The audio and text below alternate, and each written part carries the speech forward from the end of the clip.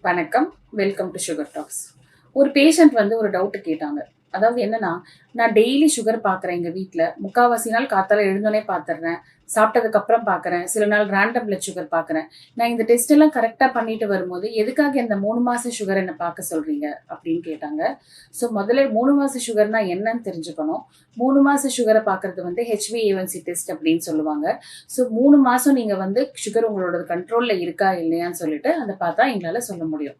அதாவது நீங்க daily sugar பார்க்குறீங்க அப்படின்னா, உங்களோட வெறும் வயித்து சர்க்கரை சாப்பிட்டு 2 மணி நேரம் கழிச்சு இருக்க சுகர் பார்க்குறீங்க அப்படின்னா, அன்னைக்கோட சுகர் லெவல்ல உங்களுக்கு கண்டிப்பா அது சொல்லும். அதாவது முன்னாடி நாள் நீங்க என்ன சாப்பிட்டுருக்கீங்க, அன்னைக்கு என்ன சாப்பிட்டுருக்கீங்க அப்படிங்கிறத அது கிளியரா காட்டும்.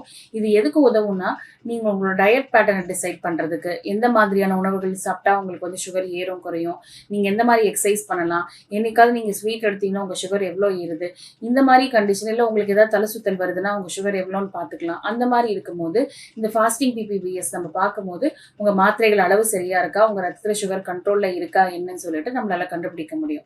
ஆனா 3 மாச சுகர் பார்க்கும்போது 3 மாசமா உங்க சுகர் கண்ட்ரோல்ல இருக்கா, அதாவது ஃபாஸ்டிங் 110க்குள்ள இருக்கணும், சாப்பிட்டதுக்கு அப்புறம் இருக்கிறது 140க்குள்ள இருக்கணும் அப்படிங்கிற ரேஞ்சில் பேஷண்ட் மெயின்டைன் பண்றாங்களா அப்படிங்கறத இதை வச்சு தெரிஞ்சுக்கலாம். அதனால இந்த HbA1c டெஸ்ட்டை ஒரு 3 மாசத்துக்கு ஒரு தடவை நீங்க டெஸ்ட் பண்ணி பார்த்தீங்கன்னா உங்களோட 3 months ஆவரேஜ் பிளட் சுகர் தெரியும். ஒரு சில பேருக்கு இந்த HbA1cயும் தப்பா காட்டலாம். யாருக்காவது ஹீமோகுளோபின் கம்மியா இருக்கு, இல்ல வேற ஏதாவது ரெட் பிளட் செல் டிசார்டர் இருக்கு, அதாவது சிகப்பு ரத்த அணுக்களோட பிரச்சனை ஏதாவது இருக்குன்னா அவங்களுக்கு இந்த மாதிரி ஃபால்ஸ் பாசிட்டிவும் வரும்.